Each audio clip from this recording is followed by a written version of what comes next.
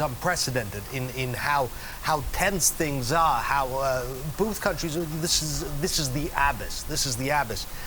To kill, assassinate a man who is referred to as the second most powerful man in Iran, a potential successor to the supreme leader. He was killed after arriving at the airport in Baghdad, a U.S. airstrike. He was targeted. I mean, this operation was pre-planned. They knew he was coming. They knew where to strike. They were targeting him.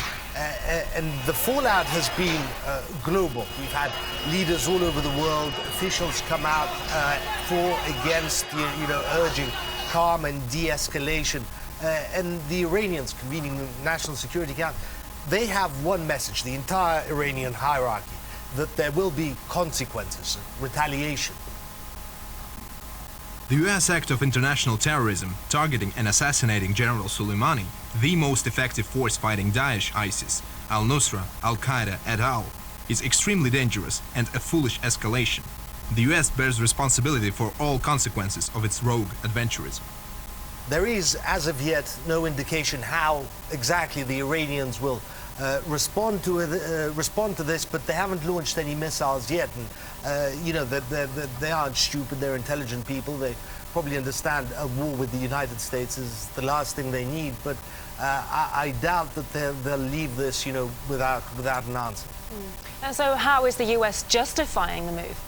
Well, the United States is saying that he was the ultimate bad guy. This is from the State Department. This is in American press that we just killed the world's #1 bad guy.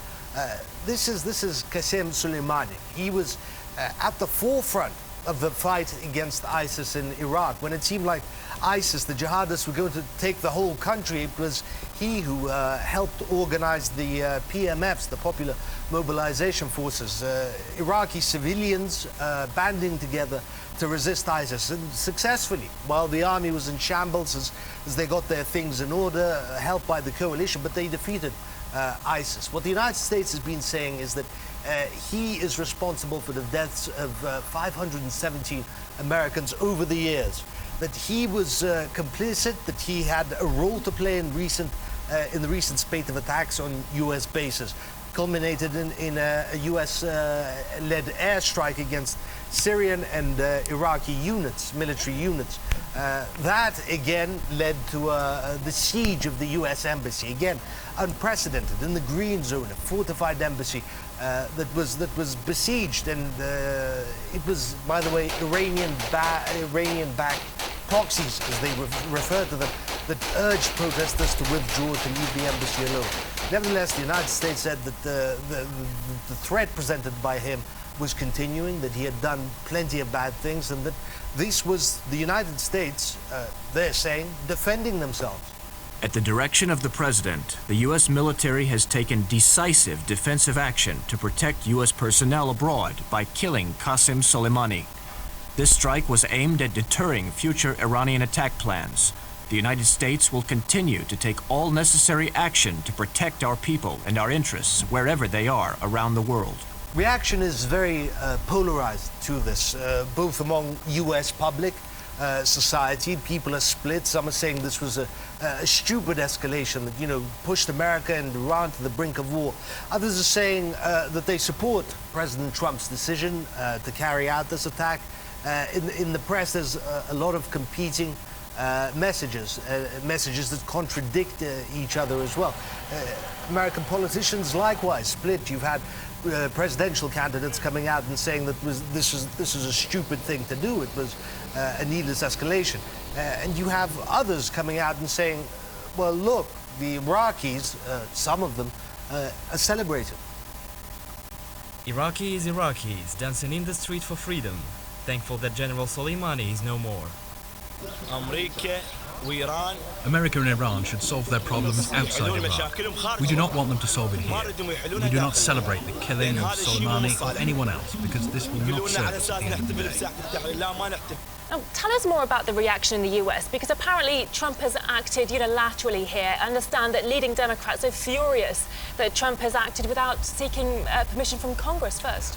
Well, that is something that they have been talking about. He didn't notify anyone in Congress, in the House and the Senate, that they were going to carry out this assassination. So he didn't seek any authorization, which he doesn't have to if there's an imminent threat that is, an attack that is going to happen. There's no time.